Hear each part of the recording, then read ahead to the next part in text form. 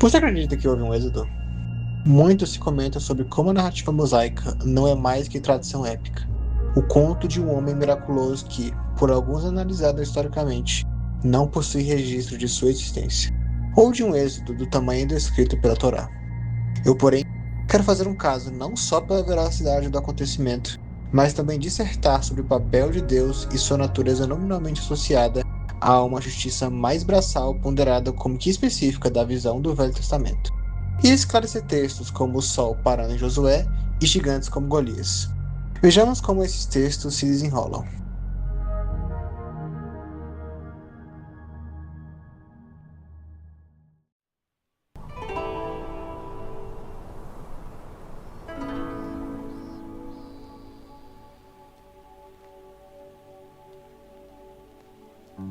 Muito se discute a falta de registros históricos não religiosos que mencionem tanto a figura de Moisés quanto a escravidão de israelitas. E sua saída repentina, quiçá o relato de uma figura que tenha feito algo tão grande na época. Mas vamos por partes. Se conseguirmos demonstrar a confiabilidade do texto bíblico, é preciso admitir a história do Êxodo como fonte interessante de estudo para a força do acontecimento, uma vez que este utiliza de uma quantidade observável de palavras egípcias incorporada ao idioma hebraico em comparação com o resto da Bíblia. Dada a proporção, é possível traçar sua escrita para poucas gerações após a tradição oral passada por Moisés, como mencionada por James Hoffmeier e companhia em Não Trouxe Israel Fora do Egito? Outra menção digna de nota é a ordem de colheita observada em Êxodo 9, 31 e 32, onde, assim como mencionado no texto, linho e cevada eram coletados um mês antes do trigo, prática específica da cultura egípcia e sua agricultura local, que dificilmente seria atestado senão por alguém conhecido na prática de época, como dissertado por Hoffmeier.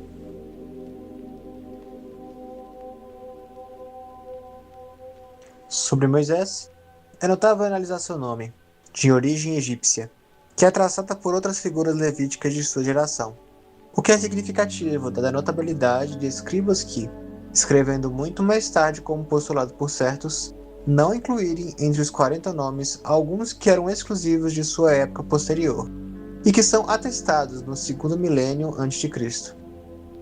Ramsés II, nascido no segundo quarto século BC, não é muito possivelmente o faraó de época, tendo em vista a nomeação da cidade de Pi-Ramessés descrita no texto como Ramessés, sendo construída sobre a antiga Vares, o que a colocaria após o 13º século historicamente, onde a região do delta do Nilo continuava densamente povoada por descendentes das populações semitas, associados com os hebreus e cananitas, que não haviam sido expulsas como os Ixos séculos antes, mas também antes do final do 12º, em vista da estela de Merneptah, um dos únicos registros egípcios sobre Israel.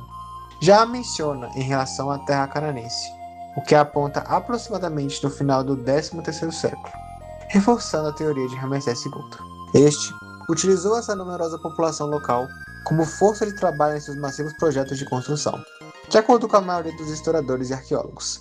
Fortalece a teoria, ainda, assumir também que, uma vez que o texto bíblico não menciona a morte do faraó nas águas do Mar Vermelho, mas apenas seus homens, que este também sobrevive e continua para posteriormente morrer de causas naturais, como a história sugere.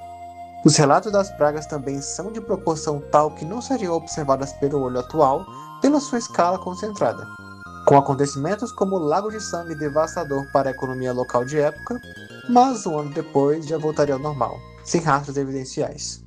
À exceção da falta de madeira, ligada aos gafanhotos que Êxodo 10:15 descreve como não deixando árvores na terra do Egito, registro extremamente congruente com a falta desses suprimentos na 20ª dinastia, algumas décadas depois, visto que os egípcios ainda poderiam extrair esses materiais das cascas mortas, mas árvores novas demorariam anos para se tornarem recorrentes novamente.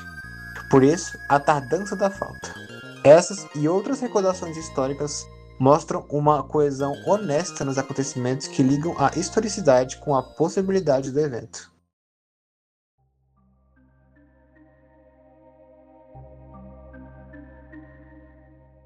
Ainda insiste-se, porém, que o Egito não documentou nenhum tipo de evento histórico tão significante, mas isso não é verificável tão facilmente. K.A. Keating, Comenta a inconfiabilidade do Velho Testamento, que 99% dos papiros encontrados nas bibliotecas locais se perdeu por carbonização, vítimas de incêndio.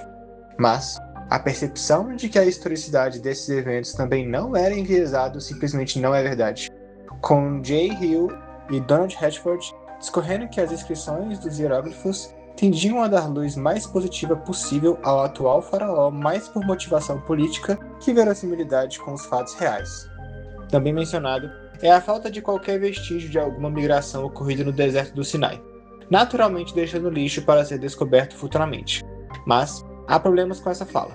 A mais notável é a observação elementar, levando em conta o número exorbitante de nômades inferidos pela quantidade informada de seu exército em números, possivelmente entre 2 e 5 milhões, extremamente improvável levando em conta o número populacional aproximado mundial da época, na margem das 50 milhões.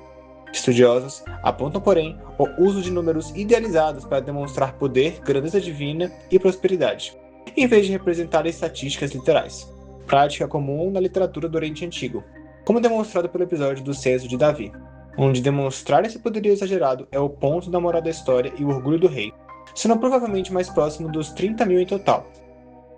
Porém, contextos bíblicos posteriores sobre inserir o menor dos povos, se qualquer coisa. Também é possível apontar, apesar de menos provável interpretação, como no hebraico antigo, a palavra para 1000 é Elef. Estudos indicam que ela também poderia significar tropas, clã ou família. Logo, um contingente de 50 mil poderia se referir a 50 clãs ou grupos menores. Tendo esse número em mente, em vista de relatos atuais de exércitos terrestres que atravessaram os Sinai sem deixar rastros, assim também, o texto é plausível, quando entendido dentro do seu contexto adequado.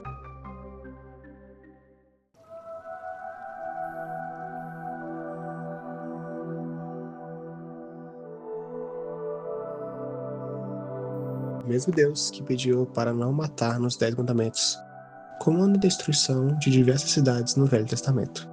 Essa tensão é real e merece uma resposta honesta. Em Gênesis 15:16, Deus diz a Abraão que seus descendentes ainda não podem ir à terra Canaã, não porque a terra já não era deles, mas pois o mal dos amorreus ainda não havia atingido sua totalidade. Deus espera 400 anos antes de qualquer espada ser lançada, julgamento que veio apenas quando o pecado chegou em seu ápice, descrito em Levítico 18. Sacrifício de bebês e injúrias sexuais como zoofilia e incesto, descritos como vomitados fora da terra. Em Deuteronômio 20, 17 e 18, Deus ordena a destruição total das cidades dos amorreus e cananeus, que ficavam dentro das fronteiras da terra prometida, o que inclui bebês. O motivo da severidade. A cultura daquelas nações estava completamente apodrecida, corrompida por séculos de práticas cruéis. Se a descendência dos amorreus continuassem ali, eles ensinariam os israelitas a pecar, as novas gerações procurando vingança e o ciclo de morte perpetuando-se. O conforto da fé vem em sabermos que essas almas não corrompidas pelo mal, essas crianças, são dadas à graça da vida eterna. Houve exceções, porém. Aqueles que decidiram abandonar os caminhos do seu povo, reconhecer o Deus de Israel e se aliar a ele, foram poupados. O exemplo mais famoso é o de Rabi e sua família, que se apartaram da destruição ao ajudar os hebreus. O ponto é, justiça e amor necessitam do corte total da raiz do joio quando o mal não se convence. Do contrário, ele contamina até aquilo que é bom.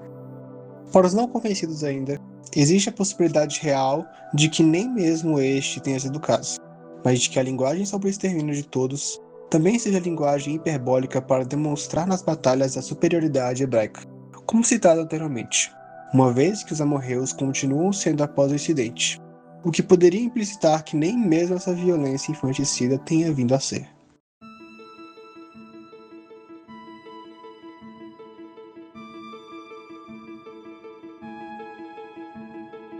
O episódio de Josué, líder militar, parando o sol no meio de uma batalha, também não ganha favor com os céticos, que argumentam não só a visão primitiva da Terra como centro e o Sol se movimentando, mas que se de fato a Terra parasse, todas as criaturas do mundo seriam massacradas pelos fortes ventos. Mas o que o texto disserta aqui é diferente de um evento miraculoso, mas na verdade uma mensagem subliminar sobre o acontecimento. Para entender o que quero dizer, noto primeiramente pelo próprio texto em Josué 10:12 a presença do sol no lado leste em Gibeon e a lua a oeste em Aijalon, significando que o sol estava nascendo e não se pondo, o que parece contradizer a narrativa de uma parada para estender o dia para o combate para os hebreus. Em verdade, o estudioso Mark Chavalas diz que no antigo cenário do Oriente, Josué não está afirmando que o sol literalmente parou de se mover, mas está usando uma linguagem de agouro para destruir a moral de seus inimigos. Uma vez que vários textos antigos interpretavam a posição do sol em conjunto com a lua cheia nos céus como bom ou mau sinal, dependendo do dia. O que significa que Josué, na verdade, pede a Deus que a lua e sol apareçam de tal forma que desanime os amonitas, com o termo esperar do sol não se referindo a uma posição específica, mas às coordenadas dos corpos celestes em relação ao contexto proposto. Enfim, o relato de gigantes que assolavam a terra, principalmente o conhecido Golias, desafiado por Davi, para muitos, é uma incógnita biológica, tendo em vista os esclarecidos 6 côvados e 1 palmo de altura, próximo de 2,90 metros, raramente alcançado por esguios, mas nunca documentado em vida ou arqueologicamente para pessoas musculosas. No entanto, o que ocorre aqui é um infortúnio erro copista. A letra Dalet, representando o número 4, enquanto a letra Vav, o número 6. Se o manuscrito estivesse ligeiramente gasto ou borrado, o copista poderia confundir um com o outro. Com versões mais antigas, com os manuscritos do Mar Morto e a Septuaginta, datados antes de Cristo, registrando 4 côvados e 1 palmo, o que resultaria em aproximadamente 2 metros, completamente possível para powerlifters nos dias atuais.